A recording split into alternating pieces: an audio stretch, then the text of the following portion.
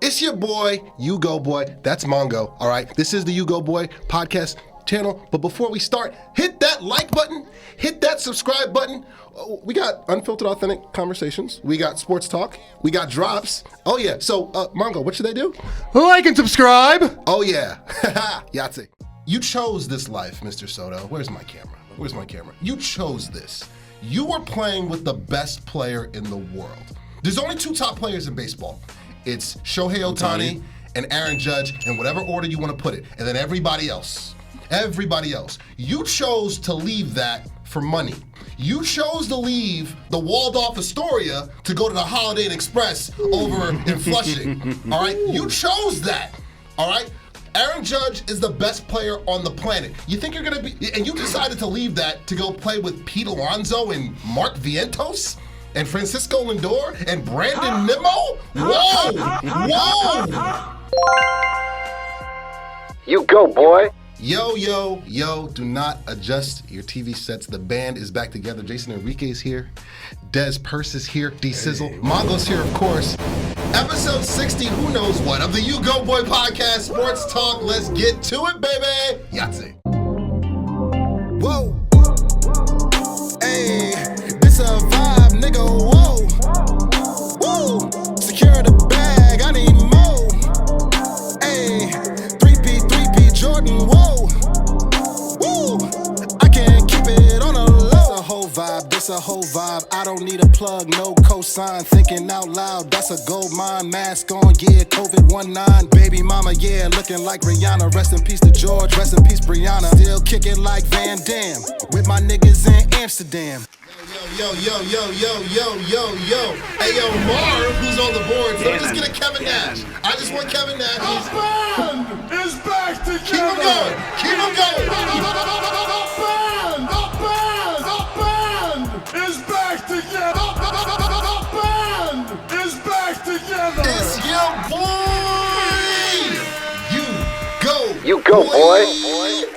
And I'm not here alone. You go, boy. I got Mongo. Mongolicious. You love the beard. We have the best hair in podcasting right here. Chip presenting himself, the one and only Jason Enrique. And we got D-Sizzle. The Sizzle one. Yeah.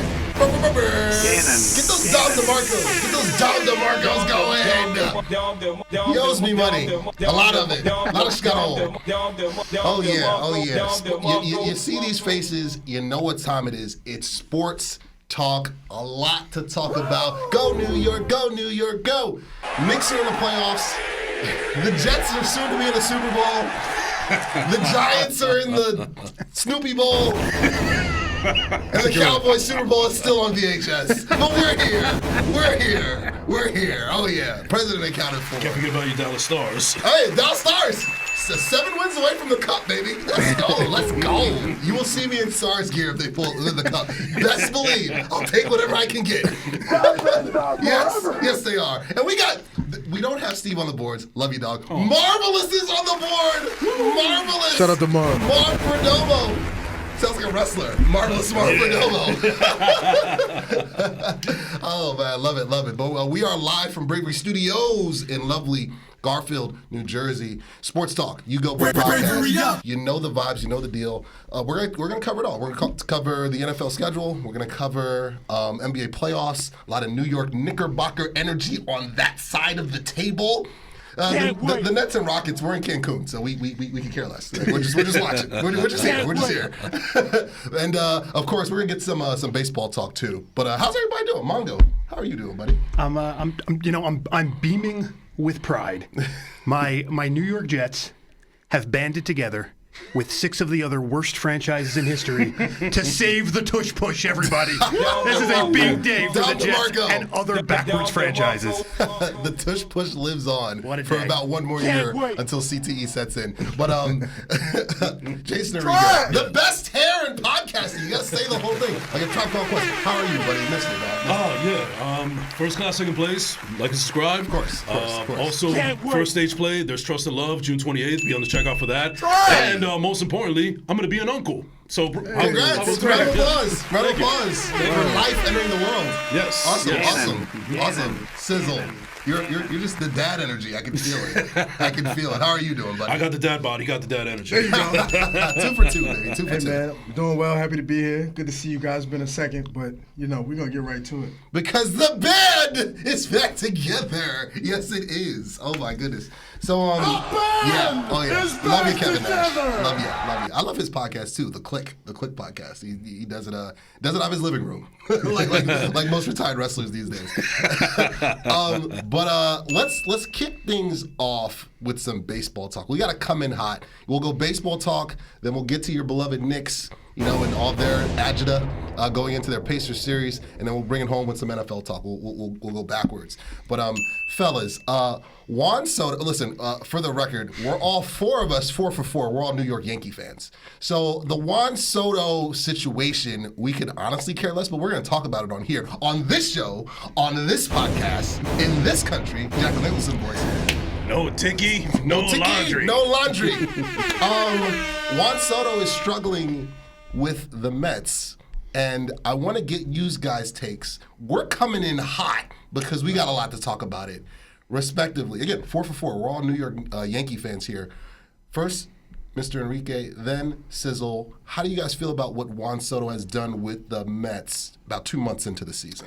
I mean, honestly, bro, I look at it as like a Francisco Lindor situation where he's just new to the team. He's still trying to get a feel for it. There's been reports out there by Bob Clappish saying that there's been like a lot of lack of enthusiasm in the locker room, specifically from Juan Soto. But I think he's going to be just fine. Like we talk about this all the time with Judge, where he's obviously one of the best players in the league, top 5 easily. But he's not clutch every single game. He goes through leaps and bounds, and I think that Juan Soto is going to be the same thing. Now, the only difference is that a lot of Yankee fans always talk about how much of a great situation that he had with the Yankees, and a big reason was because he was behind Aaron Judge and a whole bunch of other players, and he just needed to focus on being himself. Yeah. When he's now in Queens, in Flushing, he's now known as the man. You're the highest paid athlete of all time. You are going to be there for the next decade and a half. Mm-hmm. So all eyes are on you, and to me personally, you haven't really shown that you have shown leadership with all the destinations that you stopped in the league, and now you have to be that guy. And I don't think he's necessarily ready for the moment. He's ready for the check, but I don't know if he's ready for the moment. But he is a great player,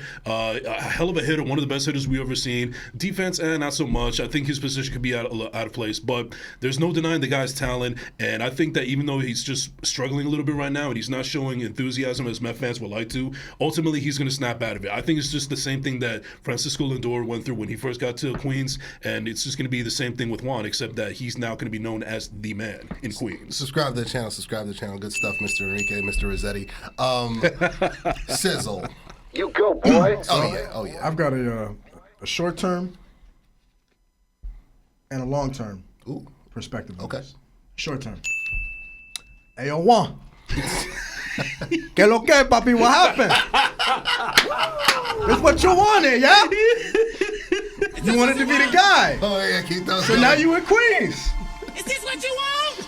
But uptown, it's different uptown. You feel me? So, hey, man, look, at the end of the day, he has 8 home runs on the season. It's probably not where he thought he would be. This is an adjustment, but, I won't be too hard on him. You're going to be there for, like Jason just said, at least a decade and a half. 15 years contract. So therefore, you got a lot of time to change the perspective and minds of Mets fans. And, just take it easy. I mean, I just hope that's the thing about when you play for a New York team, the expectation is so much higher than everywhere else. So you can't let that get to you. Like I say, Mets are not doing necessarily bad. They're second in the division. Yeah. It's a lot of baseball They're about left. 500. Yeah. Yeah. So there's nothing to be concerned about. You can tune out the noise. I think the heat is going to turn up some come postseason. Yeah. You can make everybody forget about what's going on right now if you show up in the postseason. Oh yeah. Straight up. Oh yeah. So I'm not going to be too hard on him. But this is what he wanted. He wanted to be the guy, and you got to play like the guy. So, I don't really have any remorse for your play, respectfully. And if I'm being honest, just watch how the captain on this side handles the pressure. That's the best advice I can give you. Don DeMarcos. Keep him going. Yeah. Oh, yeah. Keep him going. Keep him going. Marvelous. That's all I can say. That's why they call him the sizzle. That's why he's sizzling over there. Sirloin over there. Red Lobster over there. I love it. Eat it well, please. That's what we do here. That's what we do. To just go off of that point, you chose this life, Mr. Soto. Where's my camera? You chose this. You were playing with the best player in the world. There's only two top players in baseball. It's Shohei Ohtani and Aaron Judge, in whatever order you want to put it, and then everybody else. You chose to leave that for money. Okay? It wasn't because of the suite or perks with your family or your own parking space or your own popsicle, whatever. You chose to leave the Waldorf Astoria to go to the Holiday Inn Express over in Flushing. All right? You chose that. All right? Aaron Judge is the best player on the planet. You think you're going to be, and you decided to leave that to go play with Pete Alonso and Mark Vientos? And Francisco Lindor and Brandon Nimmo? Whoa! Okay, so of course your pitching is going to look a little bit different going there. Not to mention a 314 porch that gives you an extra 15 or 20 home runs a year. You don't have that anymore. Nope. You don't have that anymore. So no one on this table feels sorry for you. And you yourself, you asked for this. You asked to be the man. You asked to be the Batman. Because with the pinstripes, there's only one Batman. There's only one of them. Really, there's only two of them if you include Cole. But hitting-wise and in the lineup, there's only one. All right? Mr. Judge. Senor Judge. All right? The leader of the evil empire. So continue to struggle. All right? You're officially an op forever. For the next 15 years, you're an op. And I was at the Subway Series game. I was at Game 3. I was there. Okay? I'm going to splice some of that footage into this episode. Grand Slam! Grand Slam!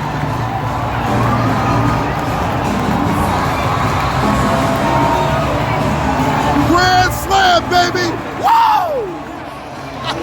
I was there. All right, grandstand, section 414, baby. That's my usual spot where I get to see everything. All right, the lines were insane, but I was there. I got to see you in 4K not get a hit. All right, I got to see in 4K Bellinger, your replacement, hit a grand slam to win the game. Mind you, with the Yankees, Trent Grisham has better numbers than him this year. Okay, yeah, let me say that one more time. Trent Grisham has better numbers than Juan Soto this year. Emotional damage. Has more hits, has a higher OPS, has a higher batting average, the whole nine. So again, Mr. Soto, Senor Soto, all right, Juan, first of his name, you asked for this life. But the Yankees, like I said, and like all of us said, when you decided to go over to the Holiday Inn Express, we'll be just fine. Because in the Bronx, we compete for World Series pennants. In Queens, you compete for divisional pennants, maybe NL pennants or whatnot. That's the difference. Go Yankees. I rest my case. Pipe bomb. Tell me when I'm telling lies. Mondo, floor is yours. Yeah, so there's a reason that the Stephen A. Smiths of the world, you know, the storytellers are making millions doing this, and I'm here at the Great Bravery Studios as a math teacher on my day off. Savage. We tend to Savage. Radio Studios. We tend to ignore stats, and we got to look at the stats here for a second. So just Manny Machado, just for a second. I'm picking him specifically. Okay. Yeah. Him and Soto, same exact number of at-bats this year. Soto's got him by 2/10 in the WAR category, has 5 more home runs than him. Machado's got the better batting average. But, oh no, it's not like Soto, relative to other household all-star names, is way behind. I mean, he's having the same, it's a vanilla season, but it's not like he's light years behind the other household, all-star names. And as long as we're talking about the Padres, the amount of time he has spent with the Mets is almost identical. It's literally 3 less games and 5 less at-bats than when he initially got traded to the Padres in 2022. So it's a fairly identical sample size. And in that time versus now, it's, again, the exact same number of hits. It's the exact same WAR. It's within 2 RBIs, home runs, doubles. So it's not like we haven't seen this from Juan Soto before. And in case you're wondering what happens the next year, he plays all 162, has over 700 plate appearances, 35 homers, 109 ribbies, finishes 6th in the MVP voting. So we know, we've seen this before, and we know what can happen next. So it's not about the stats here. It's about the narrative. It's about the perspective. And to me, the narrative here is not the money, because this is going to become like quarterbacks in the NFL, where just whoever's up next will become the next highest paid, and so on and so forth. So this isn't about the money narrative. This is about the New York narrative. You know, in a city where biggest splash wins, the Mets won this offseason. Yeah, for sure. You know, and that's weird here, because we had a little role switch, right? And so the Yankees decided to diversify. The Mets went on. I mean, the Mets' they had good re-signing this year, but the Mets' second biggest offseason acquisition is a tie between Clay, we'll make a start out of you yet, Holmes, and Frankie, maybe one day you'll play Montas. I mean, these are not good moves. They went all in. Big Savage. And what ends up happening as a result is, over in Yankee land, I mean, you get things like Devin Williams was bad. I mean, he's figured it out now that they've taken the pressure off of him, but he was just historically stank for 30 games. But you don't care, because you can look at Goldschmidt 2.0. Right. You can look at Goldschmidt batting .330 something. You can look at Bellinger on pace for 20 homers, 10 stolen bases. When you diversify, it's not as critical that everything is as perfect. I mean, any math teacher, any stockbroker will tell you that, right? So to me, this isn't necessarily, about the Mets so much as it is the Mets compared to the Yankees. And you mentioned Trent Grisham. I mean, again, just to look at the stats real quick, Soto this year, less homers than Grisham, less stolen bases than Volpe, and less RBIs than Ben Rice, which to me is particularly weird, because dude was leading off and wasn't even projected to make the lineup when everyone was healthy. Now he has more RBIs than Juan Soto. And as a statistician, I know I'm committing the cardinal sin here of cherry picking, but those three guys are super important in this conversation, because they were all there last year. And the one thing that was traditional about the Yankee offseason this year was that they overreacted. I mean, they were on the precipice of a World Series, and I know the Dodgers dominated that World Series, but in the current era we're in, every World Series is basically a 50-50 endeavor, because if Aaron Boone doesn't manage Game 1 with the ridiculousness of like a kid doing one of those create your own ending, follow the night into the dungeon style books, if Aaron Judge doesn't have a hole in his glove, if they can get to Walker Buehler at all and get him out of the game before 5 innings, it's a totally different World Series. But it didn't stop the Yankees from completely rebuilding, retooling this offseason. And so the fact that it's those guys who were there last year, who should have that hunger, who should have that desire, who are outproducing Juan Soto, who are helping us make us forget Juan Soto, that's important. And so I know you started this by saying, we'll cover Juan Soto even though we're a Yankee program. The bottom line is this is about the Yankees, guys. This is about the fact that the Yankees won this Juan Soto decision. And so, Soto's going to be fine, because he is fine by his standards. I mean, we've seen these stats be fine before, and he still got the bag of money he did this year. But this is about the Yankees and how smart this decision was for them and this offseason was for them. Like the video. Again, and if I can piggyback something real quick. Smart spending also, because the money that would have went to Soto if he came here, they spread it over 3 different guys that have been actually very prevalent for the season so far. You got Fried, you got Bellinger, you got Goldschmidt. There you go. So that's not what do you call that? Bargain basement. Bargain basement bullshit. This is not that. No. This is actually very smart spending right here. This is HelloFresh right here. Oh yeah, Goldschmidt himself he's dipped back into the time machine. He's hitting over 340 at the age of 37. He looks like his MVP self. And in stretches, Bellinger has looked like his MVP self. He's beginning to find his footing. He had a back injury that bothered him for most of the first 2 months or whatnot, but he's finding himself. And I still love Devin Williams. I believe he's going to figure it out. I just go with the track record. I go with what you were and what you've been over the last 4 to 5 years. He's been one of the most, if not arguably top 3 dominant closers. To have him and Weaver, it's a 7-inning game when you play the Yankees right now. And on top of that, here's the point that people keep missing. Did the signing of Juan Soto push the Mets past the Dodgers? I don't think so. No. Matter of fact, does it push them past the Padres? No. In a 7-game series, I don't take the Mets over either of those 2 teams. Meanwhile, like we had, I threw out the question to Mongo when King Cole went down with Tommy John surgery. Is the season over for the Yankees? Mongo he brought me back down to earth. He was like, "Who's in the AL? The Dodgers don't play in the AL. They don't. The Guardians? How are they doing? The Twins? How are they doing? We have their number. The Orioles are in last place. They just fired their manager. The Red Sox. Red Sox are the Red Sox. All right. Yeah, they've got Devers and who else? And the Blue Jays. Yeah, they just gave Vlad Guerrero Jr. $500 million, but he'll be asking for a trade in a couple years. Trust me. It's so really.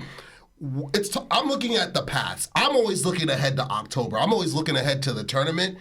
Juan Soto does not, and I said it on the, tell me when I'm telling lies. I said it when they signed him. Tell me when I'm telling lies. Juan Soto does not put the Mets in the World Series. He just doesn't. I'm sorry. He's a great player, first ballot Hall of Famer. He's going to get his numbers. Obviously, he's still figuring it out with the new team and with the pressure of the, I don't even call them pinstripes, the striped uniforms that they wear sometimes over in Queens. He's still figuring that out. But he is not the missing piece that the Mets needed to take them to the promised land. I don't see it. I don't. Meanwhile, the Yankees, in terms of the path, I'm just looking at the path. They still have a legitimate shot, even without King Cole, to at least get through and get to at least the American League Championship. At least. And then at that point, depending on how the lineup and how the matchup and who they match up with, they got a shot to get through. We spoke about this on the last time the band was together. Oh, yeah. See what I did there? Oh, yeah. And, I like that. I appreciate it. And it's coming to fruition right now. I mean, I said it before in the last episode. Congratulations, man. You got the Ferrari, but you're missing the engine. So. Facts. Big facts. Big facts. Dom DeMarco. To sum it all up, the Yankees got a bundle, the Mets got a bunion. It's going to be a problem. Bing bong. Bing bong, baby. How you like that? How you like them apples? You know, let me just real quick attempt to bring it back. You know, you're on fire over there, Sizzle, man. You are. Sizzle's been waiting for this, like Phil Collins. Let him cook. I missed you guys, man. Come on. We might have to change the batting order next time because I run all the stats and I'm like, how do I follow this every time? And I was loving your take too. Shoot. But you know, coming back, I will say for Met fans out there, I think, you know, to try and make this on the Met, you know, to me, 0 to 10, where should Mets be on? You know, where should a Met fan be on the panic meter? Like -2. Like, I'm not worried about him at all right now. I agree with you. But if you're looking at where could the long-term problem or the long-term health, you know, impact be here, you know, you're in a division with James Wood, who came over in that trade the first time Soto got traded, right? Soto, you know, with the Nationals. And right now, he's ahead of you in Yahoo fantasy ranks. He's ahead of you in a lot of statistical categories. You got to play the Nationals a bunch. If as the Nationals keep growing, if the Mets stagnate, and you're watching this kid and Abrams and Hassel and everybody who came over for you the first time start to, you know, pass you, and then let's say, you know, the Mets and Padres are going to find each other a lot in the playoffs over the next handful of years. I'm here for it. I'm here for all of it. If Michael King goes like 2-0 and Soto goes like 1 for 9 with 4 strikeouts against Michael King, who also has been traded. I mean, remember, Soto, 9 years in the league, 4 teams, has been traded twice. For a lot of guys who are top 100 fantasy players right now, who are fringe all-stars, I mean, he's going to eventually look around and be like, huh, people gave up on me for these guys, and they might have been right. You know, there are guys out there who are proving the point of the Nationals and proving the point of the Padres right now. So that might start to wear at him, especially, you know, because he'll reach a point where he's just getting paid, right? All of these long-term contracts, eventually you're just giving the guy free money in the end for what's up front potential-wise. So he'll reach a point where, you know, if James Woods is 27, 28 and made 4 All-Star games, 5 All-Star games, he'll be deflated. So I do think long-term the Mets should, you know, Met fans might want to be a little concerned for that. But in the moment, there's no real, you know, worry stats-wise. Again, Pete Alonso is not Aaron Judge. That's what you swapped out for. It's kind of like it's very similar to like wide receivers. Like Juan Soto, is he a wide receiver 1? He can be. He's got the ability or whatnot. Is he like a de facto raw to bed? Yo, that's a wide receiver 1 right now. I say no. If you've been on 4 teams, I say no. I think when he's got a big dog that is equal or better on the roster with him, I feel like that's when he's at his best. And that's why he works so well with the Yankees and with Aaron Judge. You can't just lob it in there to him because you got the best player in the world behind him. Pete Alonso's not that. Mark Vientos isn't that. Brandon Nimmo's not that. Francisco Lindor's, they're not that. I'm sorry. McNeil, Beatty, they're not that. Alvarez is not that. I think what we're seeing, because I agree with you, what we're seeing here, when Juan Soto is not playing under pressure, he plays great. You saw what he did in Washington. Facts. You saw what he did in San Diego. Facts. You saw what he did in New York. Facts. That's the only way he's going to play well. When the pressure's on, he's nowhere to be found. Nope. Dom DeMarco. Round of applause right there. Juan Soto. I have a Soto Shuffle shirt. It is going to Goodwill. All right? So, yeah, best believe that. But like the video. We're here. The band is back together. We're here with Mongo. We're here with the best hair in podcasting, Jason Enrique. We're here with Desmond Person, D-Sizzle. So, yeah. So, guys, let's keep it moving. Go, New York, go, New York, go. Oh, I'm shaking already. That works too. Perfect. Give me some more perfect. Give me some more moves. Let me get some Ric Flairs. Throw the Ric Flairs in there. Rick is here. I think Rick's gonna be at the game tonight. Game two will have been played. This episode drops on Memorial Day. I'll drop this on Memorial Day. But game 2 will be in the books by the time this episode drops. On us now. We got to talk about game 1. We have to talk about game 1. We have to talk about Reggie Miller and the choke part 2. Halliburton is all types. Get the savages going. Marv, hold the savage button down until game 2 starts. Halliburton with the Reggie Miller choke, with Reggie Miller on broadcasting, sitting there courtside. Lord have mercy. We'll guess first. What's going through your minds? You guys are up 17 points. And wait a minute, you guys know I love stats, right? Yes. Oh, yeah. Bring them out.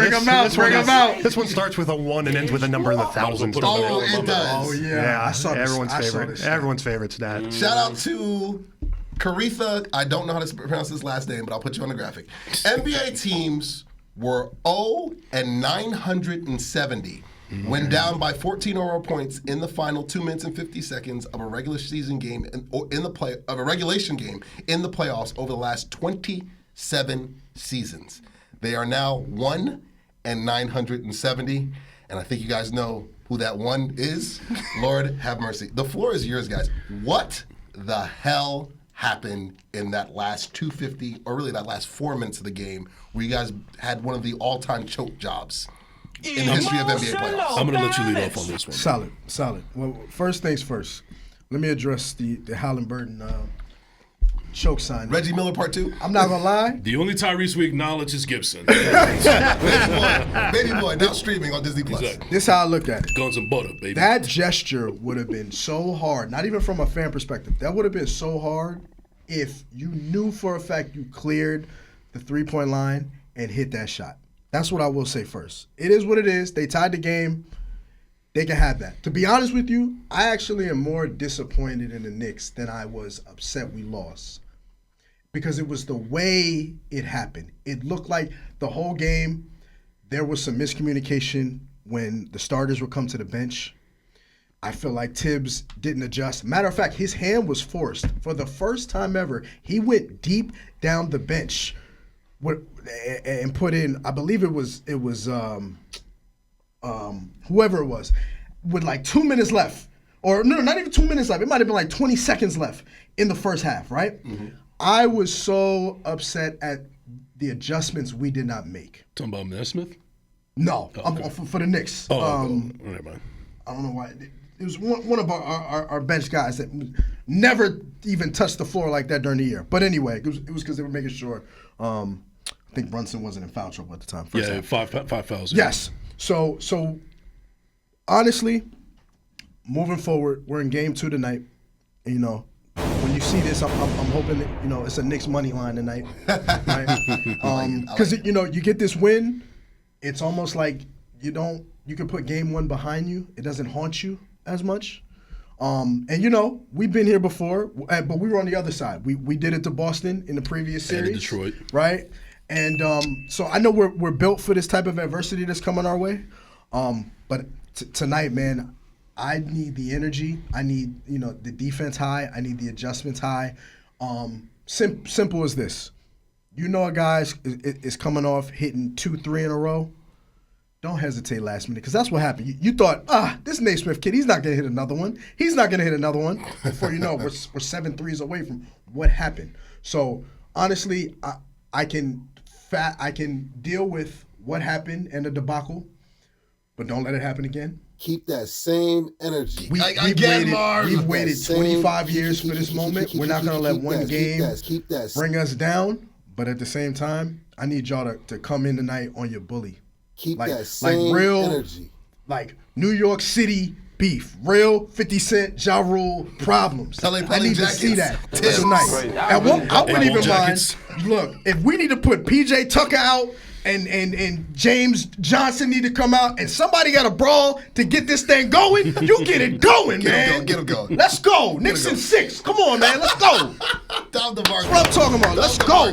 It's smoking over there. I really don't like that guy. Well, ladies and gentlemen, I don't know how you top that, but all I will say is that Rick Carlisle got the better head of Tibbs in this last You mean game. Jim Carrey? He looks just like Jim Carrey. It's ridiculous. You talking about Fire Marshal Bill? Yes. Yes. Ace Ventura. Let me over show there. you something. Anyway, Rick Carlisle ran circles around Tibbs, especially when he had those 2 challenges at the very last part of the regulation. Facts. It was very smart coaching on his part, so I'll give him that. And also, where was the defense? I mean, Tibbs is his whole resume is built on defense, and the defense was non-existent. It looked like Sam Darnold in that ghost game that was going on right now in that Jets game back in the day. There was no defense, and I think that the Knicks were getting a little bit they were smelling their own, whatever for too long, and then they thought they had this in the bag. I think they got a little cocky. That's not part of their characteristics. But overall, they got outcoached. And I think that Tibbs needs to step it up. He needs to put his foot down. The defense needs to step up. I don't care who it is. Anybody off the bench or on the starting roster, do not let any open shots get through it. And as far as Halliburton, that was just a lucky shot. He was very lucky that thing went so high to the point I didn't even see it from my TV, only for it to go down. That's a one in a miracle. It's an anomaly, for sure. It's an anomaly, sure. But also, let's keep in mind, they got to keep that same energy, like we just said earlier. Facts. And also, if we like to see history repeating, let's not forget that the last time that Reggie Miller did the choke sign, Knicks were the one that won that series. So let's let history repeat as far as that's concerned. And the last thing I want to say, because a lot of fans, a lot of people say, oh, the Knicks should have got this call. The NBA went back, saw there were 2 calls that they should have received and they could have won the game. Look, the way we were up, I don't care about none of that. Facts. I don't even care about the I'm tired about the double dribble. I don't care about that stuff. Don't. It doesn't matter, because at the end of the day, we should have finished that game up by 17 at the least. At the least. But you know what? Real players mess up. Get back on your grind. Real G's never fold. That's simple. When my name come up, respect it. There you go. One more Birdman. One more Birdman. When my name come up, respect it. Dom DeMarco. What I will say about the way that game ended and moving forward in this series, you guys have this guy from Jersey named Karl Anthony Towns, right? Yeah. Right? He sounds crazy when the hot mic's on him. And he's just like, that was a foul. Like, he sounds wild but and zesty, but that's neither here or there. But come on, man. what I will say, it can't be Jalen Brunson or bust. It cannot be. No. Because that's what killed you guys last year. In a 7-game loss at the Garden to these very same Pacers. Correct. You guys got to have Hart, Anthony Towns, who wasn't on the roster, I don't believe. Anunoby. He was hurt. Yep. The rest of the squad, Tims and all, they got to show up, man. Right. Because Jalen Brunson can go off for 40 every single night, and that would kind of play into what the Pacers want. They want his usage to be crazy. Because for another grueling 7-game series, I don't want to speak injury into existence, but it's more probable and more likely that he's going to break down if everything is on Brunson. Usage is just out of control. It's the same way in football. I think McCaffrey got hurt last year for the 49ers. Like the usage can't be so crazy. Other guys, great teams. You want to know why the Thunder are thundering and why I believe they'll be in the finals? Because SGA is the best player on the planet right now. He deserves to be MVP. Yes. But look, he's got other dudes that step up. He's got Williams. He's got a bunch of other guys. He's got Hartenstein, former Knick. He's got Caruso. He's got guys that step up and carry the load for him when he's getting triple teamed and getting fouled left and right or whatnot. It can't be Brunson or bust. The way the Pacers, it's not Halliburton or bust. Halliburton doesn't need to score 30 points to beat you guys. No, he's got Miles Turner. He doesn't. Left and right. Naismith, he's got Siakam. Siakam can average 25 and they would be just fine because, again, they've got more options. Your role players have to step up for you guys to win this series. It has to, especially with the home court now slanted toward them. We'll see what happens tonight, but it can't be Brunson or bust. Correct. Cat needs to be Cat for you guys to win. He has to leave his mark on this series for you guys to win. If Cat is just so-so, I don't think you guys win the series. Yeah. I don't. And you need to step up. You need to step up for sure. And to piggyback off of what you just said, you go like, there was a period before the second half ended where Brunson came out. We went on a 10-0 run. Right. Deuce McBride had us moving along. Because he was in foul trouble. He's another one. And that's how I know we know what to do this time around. It was a different vibe. You just got to stay focused. Don't shy away from your game. Don't try to sit up and just take threes all day. They want to live and die by the three, you let them. The way we move the ball, we need to keep that up defensively, stay patient. You know, because I'll give the Pacers this. They're a fast-paced offense. They want to run us out the gym. Oh, yeah. Yeah. That's their game. If That's their game. we can control the tempo, it's ours. It's that simple. And that's just all we got to do. We got to play our game at home. Figure out game 3 when game 3 comes. Game 2 tonight in the Garden. You got the support of not only MSG, the city. We here. We're this close. It's been 25 years, fellas. It's been a minute. Yeah. And listen, just one last thing that I'll say, and then we'll move on.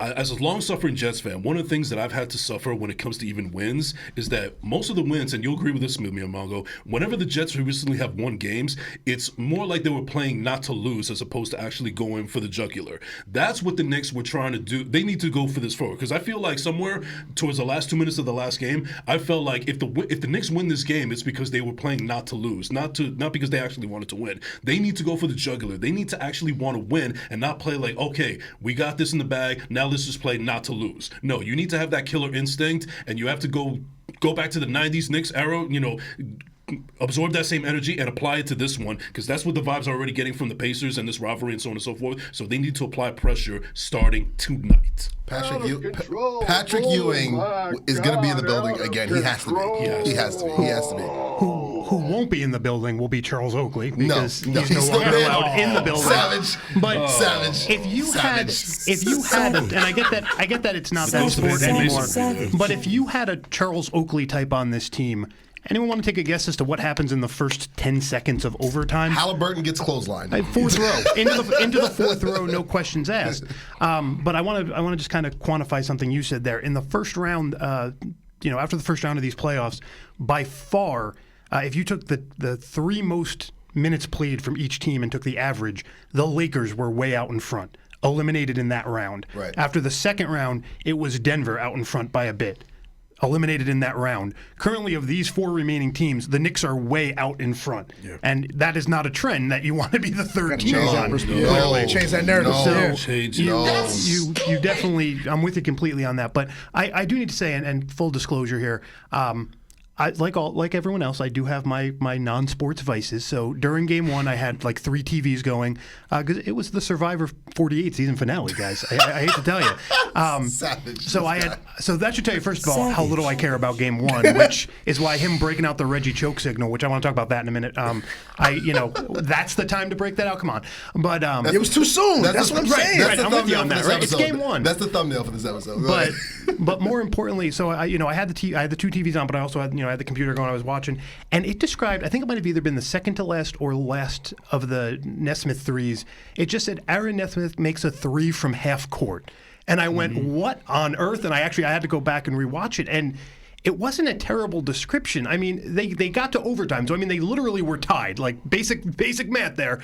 Every point had to happen the way it happened for that game to continue. And some of those Nesmith shots are not sustainable. Yeah. You play that game 100 times, the Knicks win it 99 out of 100 times. Yeah. Oh, yeah. I mean, so the fact that we're sitting here talking about any of this, just if you play this exact same game again, I mean, you're in good shape. So as a Knicks fan, I'm not worried at all. But where I wanted to go back to the Halliburton choke signal, when you look at that play, when you look at effectively how open Miles Turner is, when you look at how fast his face just kind of subsides, when he learns that that's a 2, are we all in agreement that he had every intention of putting himself in a position to do that?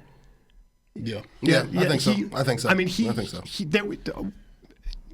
he knew what he wanted to do. And if you know him... That was premeditated, yeah, for sure. Yeah. Nobody on the Knicks sideline knows he's that kind of... Troll. Yeah. That kind of nozzle, how are you not sequential teaming him at that point? Like, Miles Turner's... It's like the ending of Space Jam where Bill Murray's like, passing the ball, and then the arm starts stretching and goes, never mind. Watch Miles Turner again on that play. Yeah. Like, it's it's so obvious where his mentality is at that point. I think that's the only thing, if I'm the Knicks, I'm looking back and going, you could have literally just let him go to the basket. He wasn't going. He was determined to put the dagger in because he's already looking at the bench like this when that thing is bouncing. He knows what he wants to do there. So the fact that they played him the way they did there at the end, I'm not a fan of that. The whole Pacers I'm not worried bench about. was basically on your mark, get set, go stance. Yeah. They were ready for that as well. They knew what they had a plan, and the fact that no one on the Knicks sideline, had the sort of IQ check on that is concerning, right? Because we talk about what is Tibbs all about, right? He's an X and O's guy. Yeah. He wants to just beat you on the court, forget all that drama. But I mean, these are the Knicks are the old dog here. These are 3 up and coming young teams that have drafted well, that have a lot of young players on them. The Knicks can't just be the old dog, not willing to learn new tricks in these last 2 rounds. Though this will happen to them. Yeah. Like the video. Just you bringing that up is making my blood boil. Just so you know. It's just game one. It's just game one. It's just game one. It's your boy, U-Goboy. And my friends at New York Posse, they're going to hook you up with some official gear. The Knicks are hotter than ever, and they're going to get you right with some official snapbacks, beanies, official gear, official like tissue, baby. Hit that promo code below, 2024. Get 20% off on all New York Posse gear. Hit the link below, and they're going to get you right. It's your boy, U-Goboy. Yahtzee. We're in the final segment here. One more time. Like the video. We're here, episode 65 or 66, I forget, of the U-Goboy podcast, Sports Talk. Mongo's here, boy. Jason Rique, Chip Rossetti's here, and Desmond Purse is here as well. It's a shame what they did to you in season 4, I believe. But you kind of had it coming. Savage. Gee, Doc. So we're going to get to some NFL talk. First of all, round of applause. George Pickens is a Dallas Cowboy. Round of applause. Round of applause. Round of applause. Oh my God. Like we haven't had a number 2 receiver since Antonio Bryant. Ever since GP's been a Cowboy, all I've seen is veneers. Like just Yes. every time. Yes. I'm not gonna lie. He looks happy. That man just got out of an abusive relationship and just went to Colombia for the first time. Like, hey, GP, how was vacation? Man, I tell you, man, it just never been a part of a culture like this. I actually have a quarterback. Oh my God.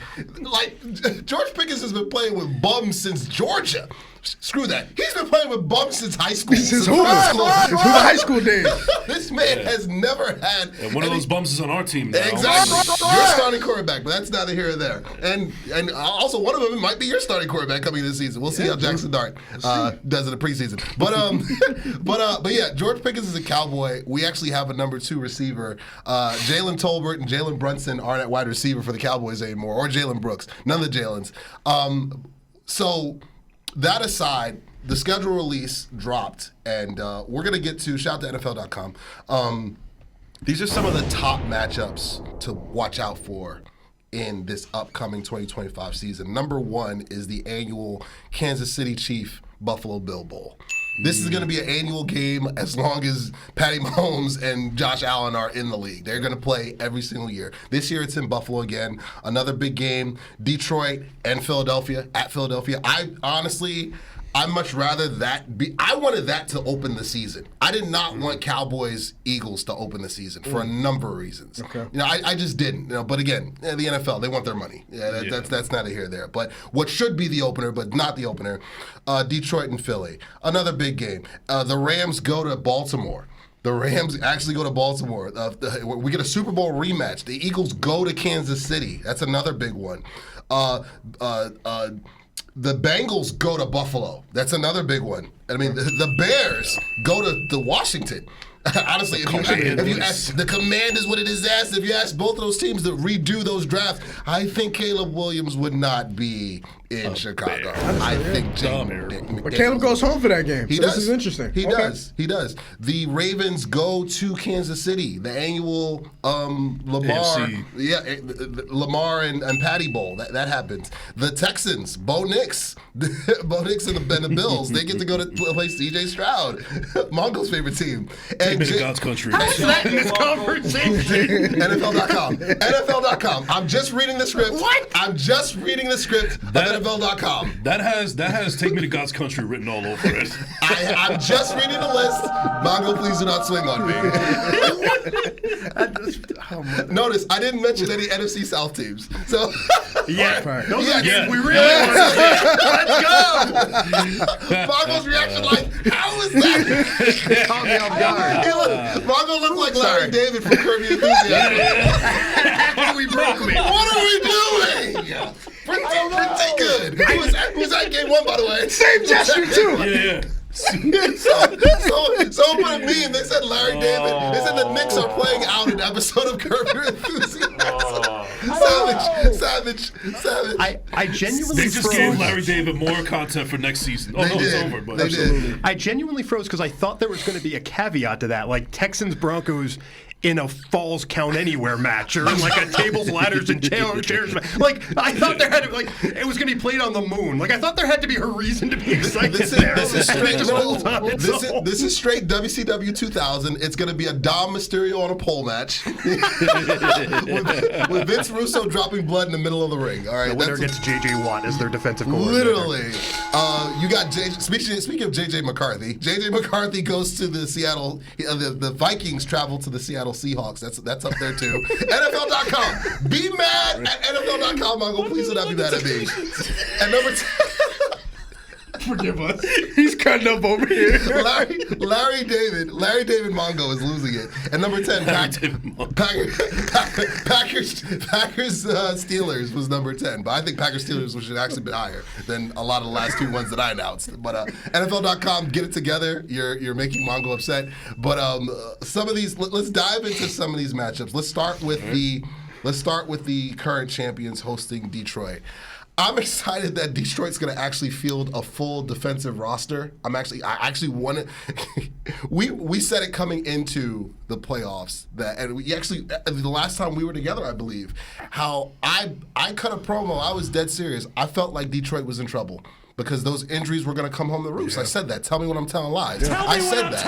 And they had Jaden Daniels out there looking like Joe Montana. All right. And Washington, they got hot and they got on a run. They beat the Bucks. Ooh, Baker Mayfield and NFC South team. They beat. You know what I mean? It was coming. You knew it. You knew NFC South was going to enter the chat somehow, some way. But but there's no way a healthy, full Detroit defense loses the way they lost. They might have lost, and it's the playoffs. Crazy things happen, but they don't get dominated like that. Yeah. In that at home to Washington Commanders the way they did. They're going to be healthy. Aiden Hutchinson said he's cleared. You know, he very much still might start the season on PUP because players say they're cleared all the time and they still end up on PUP. But I'm excited. Antonio Holmes. Exactly. I'm excited to see that matchup early on, and again, that should start the season. That really should. And to piggyback off that, we need to see Dan Campbell, not Dan Gamble, because that's another factor that played into the loss against the Commanders. The Commanders with a disaster. Not to mention Ben Johnson's gone. Ben words Johnson's right out my gone. mouth. What is this offense And going to Eric look like? Glenn. Yes. Both Coordinators Both are gone. coordinators are gone. One is with the Jets. The other one's in Chicago. Yep. You know what I mean? What are the Detroit Lions going to look like without both coordinators? Because we saw what happened in Philly when they lost both coordinators after their Super Bowl year. They were shell themselves. You know, so this is going to be an interesting matchup. It's in Philly, so the refs are going to cheat for them anyway. So that's that aside. But it's going to be Week 11, further in the season, when both teams are more established. Because we know what teams look like by Thanksgiving. Like I say this year in and year out. Your team is going to declare itself by the time the turkey's done out of the oven. Correct. We will all know. We will know if the Jets are in the Arch Manning sweepstakes. We will know if Jackson Dart is a Hall of Famer. We will know if Brian Schottenheimer the clock starts to count down for him to be fired. We will all know that by the time the turkey and stuffing and casserole and pumpkin pie and pecan pie, we will all know that by the time. Adam Gase and Jace. Yeah, exactly. We will know. We will know by Thanksgiving. So, but that's an interesting matchup. I'm not crazy about that, but week 11 for that matchup is not ideal though. Early, I mean, you don't want like week 2 where they're still kind of figuring it out, but a few weeks later, where they're really jockeying for position. In the playoffs, you'd really have a great matchup there. Even a little bit earlier, if one of those teams gets off to a slow start and is a must-win. But week 11, there's a chance both teams are like 7-3 at that point. They're both comfortably in. You don't know where injuries are going to be at that point. Detroit's going to be the hungrier of the two teams. You could have done better, NFL. I agree that belongs in the top 10 on like whatever that nonsense was at the end of this list. But still, I think it should have been week 1. But the placement there could have been better, and that's about the worst placement that could have been, other than like week 17. There is no quarterback Mongo loves more than J.J. McCarthy. I've said it since the moment he was drafted. There is because he's generational. He's the G word. Hey. If you made a list of J. McCarthys in the league, I don't know if he cracks my top 3. I can't stress that enough. Speaking of generational quarterbacks, Brock Purdy just got there. Mongo's other favorite quarterback, $265 million for the soon-to-be first ballot Hall of Famer Brock Purdy. What's your brother's name? Brock Montana. That's my brother King Sensei. He's got Tony Stark now. That's who he's got. Oh my God, he's got Hawkeye. That's what he's got.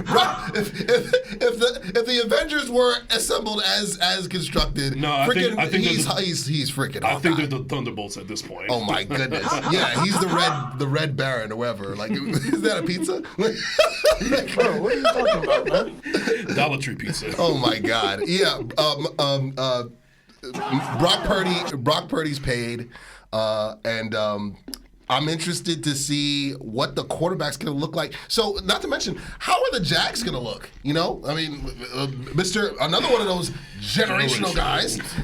He's now got. That's shocking news. Exactly. Dun, dun, dun. I wish he had it queued up, but Travis Hunter and Thomas, from LSU, that's a good 1-2 punch. That's a good 1-2 punch over there. So this is what I'll say about it. I'm glad you brought up Jacksonville. Right now, before they start the season with this duo that's up and coming, as of right now, Trevor Lawrence has very similar numbers to Daniel Jones. Dom DeMarco, I saw that same exact stat on Twitter. So facts, same exact stat. Look, Trevor got another year of being the Great White Hope. And he's got some weapons this time. The Great White Hope. So if he don't figure it out with these two here, man, it's gonna start getting loud. In Duval. I know he just wait. Duval. What are you going to? Lord. I'm gonna take before we bring it home with a few more of these matchups, I'm gonna take a page out of Sizzle. Where's my camera?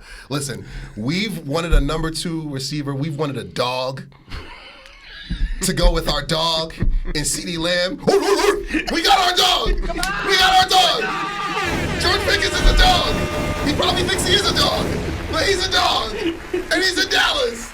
We got a 1-2 punch! We got 2 number 1s, man! Beware the dogs. Yes! Where my dogs at? Rest in peace to DMX. Yeah! Hope he's not a Chihuahua. No, he's not. Trust me. Trust me, he is not. I've seen the highlight tape. He's legit.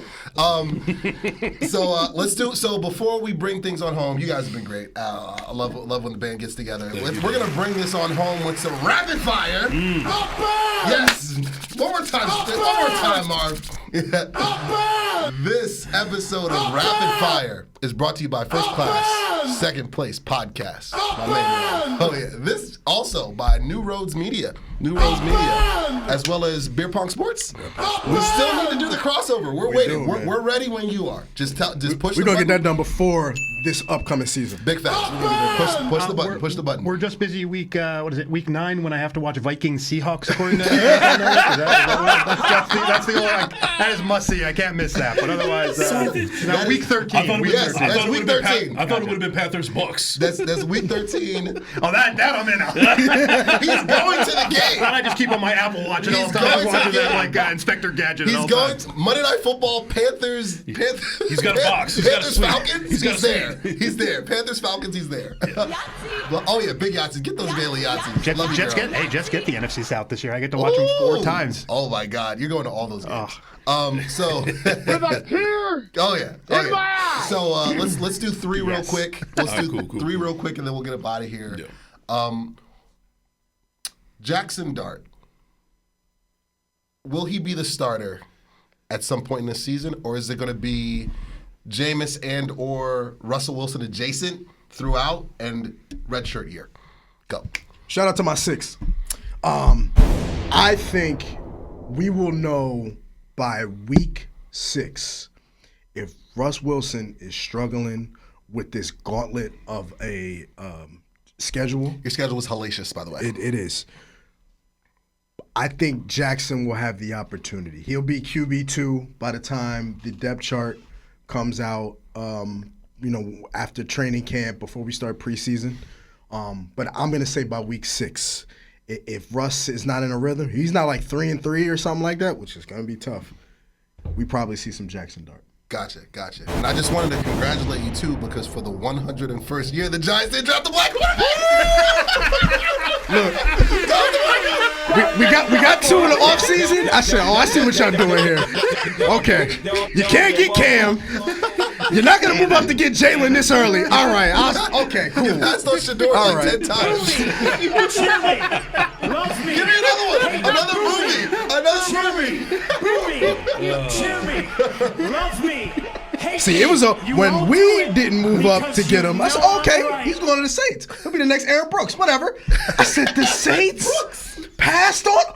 Oh my goodness, what's going on? For Tyler Shuck. Oh man. But that's not here. Who's But who's- 20? hey, but who's Hold that on. coach? Who's He's that coach? 26. We talked about this. But He's There's 26. There's a whole segment that went viral of me getting on the Tyler Shuck bandwagon. Woo. He played with Justin Herbert, but that's neither here. That's ain't neither got here the or answers, there. man. You ain't got Neither. the answers. And they got your favorite coach, Kellen Moore. Oh, Kellen less. For my Jet brothers, on a scale of 1 to 10, how excited are you about Justin Fields? I'm at a 4. But that's not just on Justin Fields. That's the way how I feel about this entire season. For some reason, this season is giving me 2017 Josh McCown vibes. I think it's going to be that type of season. So far, Darren Muji and Aaron Glenn have not given me any confidence that they're going to be the guys going forward. Now, I could be wrong, and I hope I am, but so far, I don't feel that confident. I was okay. I was just okay on the first draft pick. I do like Justin Fields, but all he has is just Garrett Wilson. Who else is he going to throw to? He has nobody else to throw it to, so he's going to be using him as more or less. I actually predict that he'll have more rushing yards than an actual running back this year because he has nobody to throw it to, and it's also streaky how that offensive line is going to be. So I guess I'm at a 5 with Justin Fields, but overall I'm at a 4 with the entire organization. They really have to do something to get my graces ever since that whole Aaron Rodgers debacle. I'm sorry, but I'm not excited for this season personally. Your current number 2 receiver is Lavernius Coles. Okay, so Yeah. Mongo, 1 to 10. Justin Fields, first of his name. I think we kind of covered it last episode, but I'd love to hear it again with the boys here. -4. Savage. -12. Where's Mongo's so out on this year. -50. Watch the last episode. He's so out. I will be joining Mongo at the Georgia Dome this year. Let's go. Michael Penix, we get we to love you. We get to travel to New Orleans just to get upset by Tyler Shuck. Get excited. But no, here's the thing. Carson Wentz. You look at the schedule, right? Schedule's out now. New Orleans, Carolina, Cleveland, very winnable games. And 2-4 in the We'll find a way to lose it. 2-4 in the division is dreamable, right? So on paper, again, the win-loss game is very dangerous with the Jets, but you're looking at like 5 wins. But then Denver in Europe, anything in Europe is possible. I mean, that all of a sudden Anything in Europe is possible. They're in England. beat Aaron Rodgers. they're in London. Anything becomes a winnable No, I'm game. sorry, not for the Jets. The Jets is World War III over there. That is Cold fair, War. but I also Cold don't War. trust Yeah. Bo. I don't trust Bo Nix. I don't trust a younger quarterback over there necessarily. Atlanta coming to us is a winnable game, Buffalo, the last game of the season, if they're locked into a playoff spot, accidentally becomes a winnable game. Jacksonville is a winnable game. You're not going to win all of these, but the point is, with a competent quarterback, you might win a couple of them, and all of a sudden, that dreaded 7-win, 8-win area I haven't met 7. is becoming a reality. And I've been saying for a while now, you can just lock this quote in right now. With the 13th pick in the 2026 draft, the New York Jets select, and I don't want that. I am so tired of this. Go 0-17 and end this. You're right. Why do we do this? Why would you bring him in? I don't understand it. Just stink. You already know New York can't commit. You know New York can't commit to the tank. They can't. Do it. Look at me. Look where I'm at. I'm reaching from the third. Just do it. I was reaching. So, hey, I agree with you, though. Either stick to the tank or, look, to do all that and pick 13th, oh, my goodness. I would be hot for it. That's all I know. I don't want my trip late. I want my trip for the day. All right, the last question. It has to be Cowboys related. Somebody throw me a Cowboys related question, and I'll bring things on home. All right. Stick to the tank. I'm All right. done with that. Will Dak Prescott stay healthy, and why not? I think he's going to miss 2 to 3 games. Okay. 2 to 3 games. I'm being optimistic. 2 to 3 games. Lower leg included. Mm-hmm. It'll be because of injury. I have us going 9-8, 10-7 at best. Honestly, I'm not really big on us right now because I think this is a 2-year project. You think you'll finish 3rd in the division? Yes. Yeah. I think we've taken a step forward from we did our soft rebuild last year. We said it on here a billion times, said it together or whatnot. I think this is a 2-year project. I'm excited for next year. I'm over the moon with next year because we got to wash off the stink of Mike McCarthy and Mike Zimmer and Michael Myers and Michael Johnson and Michael Clark Duncan, rest in peace. We got all the Mikes and Michael Imperioli. We've got to wash off the stink of all the Mikes and all that nonsense that we've been dealing with the past few years. And it's going to take Schottenheimer 2 years. This draft was a big step in the right direction, but we don't have the horses yet to compete with the elite. We got the horses to maybe sneak in as a wild card, even with a Dak injury, because I think Joe Milton's is an upgrade at backup over Cooper Rush. I agree. But we don't have definitely over Cooper Rush. We do not have Super Bowl horses yet. We got a couple, but we don't have enough. Bonus question. Will the Cowboys defense be top 10 in the league?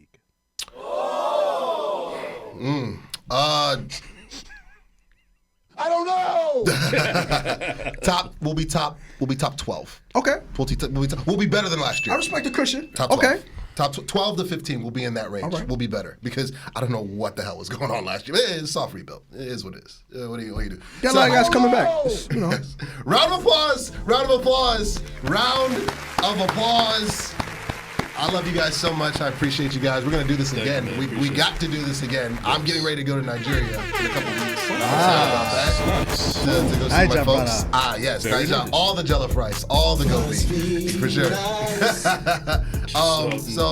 So I'll be a little bit on vacay. We'll be back to continue this progression into the preseason's going to be here before you know it. August is going to be here or whatnot before you guys know it. We're going to be like, where'd the summer go? Exactly.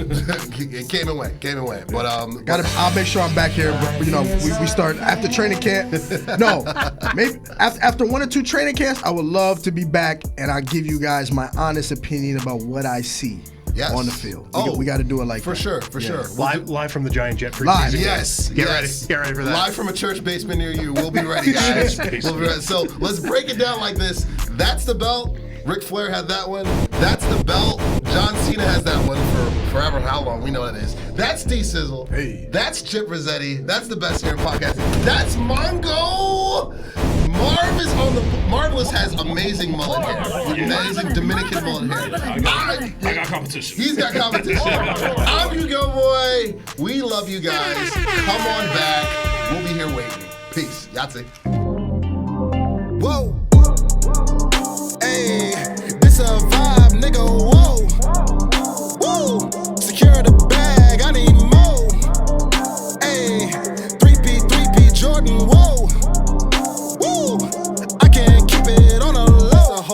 This a whole vibe. I don't need a plug, no cosign. Thinking out loud, that's a gold mine. Mask on, yeah, COVID-19. Baby mama, yeah, looking like Rihanna. Rest in peace to George, rest in peace Brianna. Still kicking like Van Damme with my niggas in Amsterdam.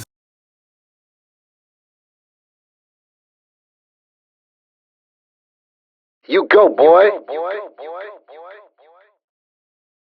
Yahtzee.